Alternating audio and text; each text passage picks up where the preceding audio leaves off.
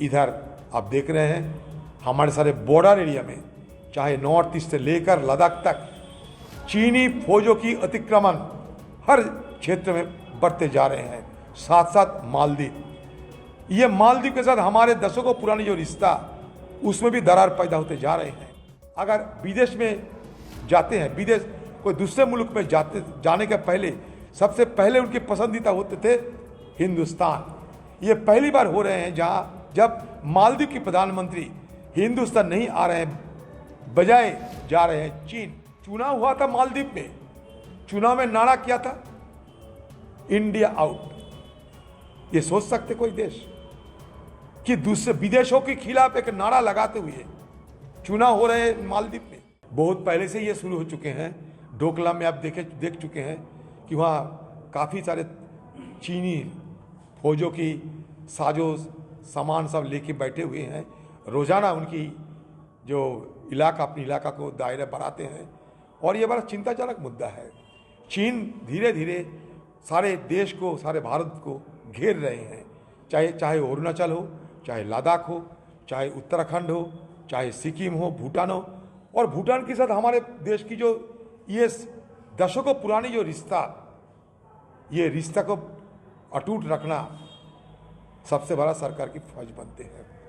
इधर आप देख रहे हैं हमारे सारे बॉर्डर एरिया में, चाहे नॉर्थ ईस्ट से लेकर लद्दाख तक, चीनी फौजों की अतिक्रमण हर क्षेत्र में बढ़ते जा रहे हैं। साथ साथ मालदीव, ये मालदीव के साथ हमारे दशकों पुरानी जो रिश्ता, उसमें भी दरार पैदा होते जा रहे हैं। आज की तारीख तक जब चुनाव हुई और मालदीव के प्रधानमंत्री चुने गए, वो प्रधानमंत्री सबसे पहले, अगर विदेश में जाते हैं, विदेश कोई दूसरे मुल्क में जाने के पहले सबसे पहले उनके पसंदीदा होते थे हिंदुस्तान।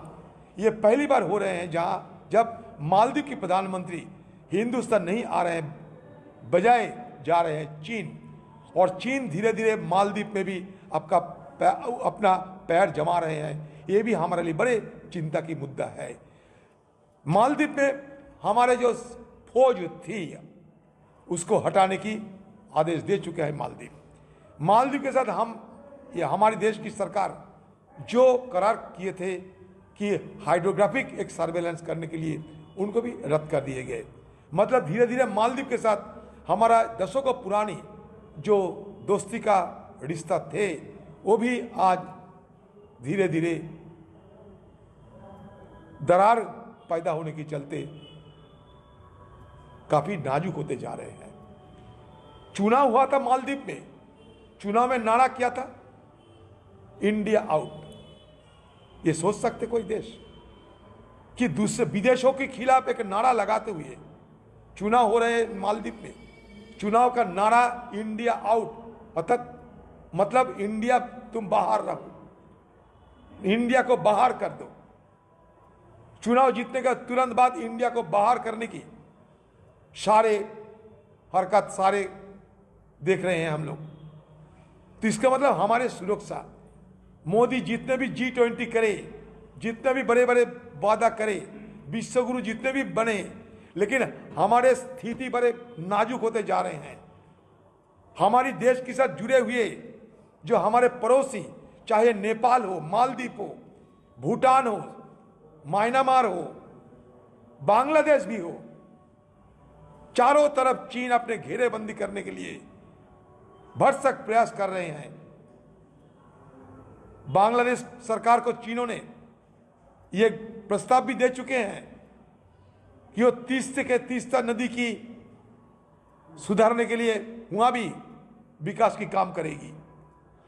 तो ये सारे मुद्दे को देखते हुए आज सबको बड़ा चिंता हो रही है कि हमारा देश की सुरक्षा क्या धीरे धीरे कमजोर होते जा रहे हैं।